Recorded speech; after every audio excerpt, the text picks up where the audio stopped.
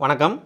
பேரறிஞர் அண்ணாவும் இரண்டாம் உலகப் போரும், அந்த வெண்கல சிலை அப்படின்னு கட்டுரையோட தலைப்பு. இதை 1942 நவம்பர் மாதம் எழுதியிருக்காரு பேரறிஞர் அண்ணா அவர்கள். இந்த கட்டுரையில் நிறைய தகவல்கள் சொல்கிறாரு. அந்த காலகட்டத்தில் என்ன நடந்துச்சு அப்படின்னு சொல்லி நமக்கு நிறைய தகவல்கள் இருக்குது. அதில் முக்கியமானது இந்த ஓல்டிவாஸ்டாக் துறைமுகத்தில் லெனினோட சிலை இருக்குது, ஒரு வெண்கல சிலை இருக்குது. அதை பற்றி அண்ணா வர்ணனை செஞ்சுக்கிட்டு ஆரம்பிக்கிறார். அண்ணா அவர்கள் புரட்சியாளர் லெனினை பற்றி வர்ணிக்கிறது இருக்குது பாருங்கள், அதுவே அவ்வளோ அருமையாக இருக்கும். எனக்கு தெரிந்து கம்பனுக்கு அப்புறம் எந்த ஒரு விஷயத்தையுமே வர்ணனையோடு சொல்லக்கூடிய ஒரு அறிஞர் அப்படின்னா அது பேரறிஞர் அண்ணா தான். அதுவும் அரசியல் செய்திகளையும் அவ்வளோ வர்ணனையை சொல்லுவார். அவருடைய கட்டுரைகள்லாம் படித்து பார்த்தீங்கனாலே உங்களுக்கு தெரியும். இதில் புரட்சியாளர் லெனினை எப்படியெல்லாம் வர்ணிக்கிறாரு அண்ணா அப்படின்னு சொன்னால், வெற்றி வீரன், விதியை வென்ற தீரன், மதியை கொண்டு மதத்தை வென்ற மறவன், சோவியத் சிற்பி, சோர்விலா சிங்கம், இப்படியெல்லாம் நிறைய வர்ணனைகள் கொடுக்குறாரு. அந்த லெனினோட சிலை ஓல்டிவாஸ்டாக் துறைமுகத்தில் இருக்கு இல்லையா, அந்த துறைமுகத்துக்கும் இந்தியாவுக்கும் ஒரு மிகப்பெரிய ஒரு வெற்றி, இந்தியாவின் மிகப்பெரிய வெற்றியில் தொடர்புடைய ஒரு கதை இருக்குது, அதுவும் சொல்கிறேன். அந்த ஓல்டிவாஸ்டாக் துறைமுகம் பார்த்தீங்கன்னா ரஷ்யாவின் கிழக்கு பகுதியில் ஜப்பானை ஒட்டி இருக்கும். மேப்பில் பார்த்தீங்கன்னா உங்களுக்கு தெரியும், ரஷ்யாவோட அந்த கிழக்கு பகுதி நுனியில் ஜப்பானுக்கும் அதுக்கும் நெருக்கமாக இருக்கும் அந்த ஓல்டிவாஸ்டாக் துறைமுகம். அங்கே அந்த லெனின் சிலை இருக்குது. அந்த லெனின் சிலை அந்த இரண்டாம் உலக போர் சமயத்தில் இந்த பசிபிக் கடலில் தான் முக்கியமான போர் முடிவுகள்லாம் எடுக்க போகிறாங்க, நாம் வெற்றி பெற போகிறோம் அப்படின்னு சொல்கிற மாதிரியே இருக்குது அப்படின்னு சொல்லி அண்ணா எழுதியிருக்காரு. இப்போ இந்த ஓல்டிவாஸ்டாக் துறைமுகத்துக்கு வருவோம். நம்ம எல்லோருக்குமே தெரியும், சுதந்திரத்திற்கு அப்புறம் இந்தியா இரண்டாக பிரிந்தது.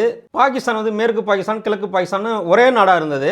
கிழக்கு பாகிஸ்தானை இந்திரா காந்தி படையெடுத்து அதை தனியாக பிரித்து அதை ஒரு தனி சுதந்திர நாடாக அறிவித்தாங்க. பின்னாடி உலகமும் பங்களாதேஷை சுதந்திர நாடாக ஏற்றுக்கிட்டாங்க அப்படிங்கிறதெல்லாம் நமக்கு தெரியும். இந்திரா காந்தி செய்த இந்த செயல் இதுவரை உலகத்திலேயே யாருமே செய்யாத செயல். அமெரிக்க ஏகாதிபத்தியத்தை எதிர்த்து எந்த ஒரு நாடும் இன்னொரு நாட்டை போர் பிடிச்சி அதை ஒரு சுதந்திர நாடாக அறிவித்து டிப்ளமேட்டிக்காகவும் வெற்றி பெற்று மற்ற நாடுகளும் அதை அங்கீகரிக்க செய்த பெருமை இந்திரா காந்தியை தவிர வேறு யாருக்கும் இந்த உலகத்தில் கிடையாது. இந்திரா காந்தி அவர்கள் இந்த சாதனையை எப்படி நிகழ்த்தினார்னா சாதாரணமாக கிடையாது. இப்பையும் சரி அப்பையும் சரி அமெரிக்கா தான் உலகின் மிகப்பெரிய வல்லரசு.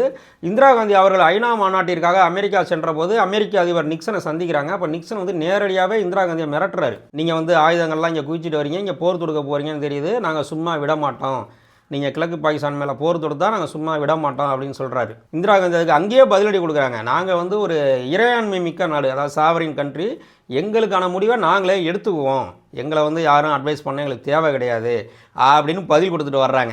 அதுவே அவங்களுக்கு பெரிய அதிர்ச்சி. ஏன்னால் அப்போது கிழக்கு பாகிஸ்தான்லேருந்து அகதிகள் இந்தியாவில் குவிகிறாங்க, மிகப்பெரிய பிரச்சனை ஆகுது.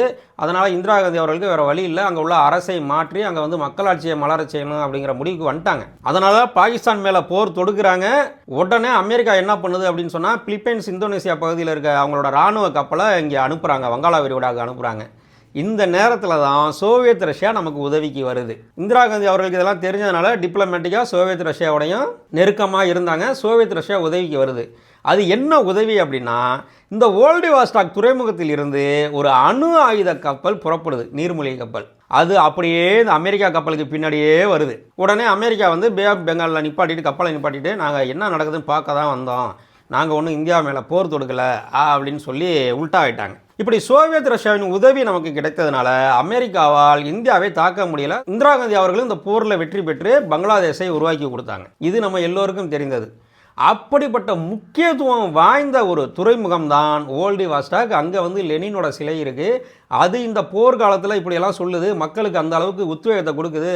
ரஷ்யர்களுக்கு அந்த வெண்கல சிலை ஒரு பெரிய உத்வேகத்தை கொடுக்குது. இந்த போரில் நிச்சயம் நம்ம வெற்றி பெறுவோம் அப்படின்னு சொல்லுதுன்னு அண்ணா சொல்கிறார்.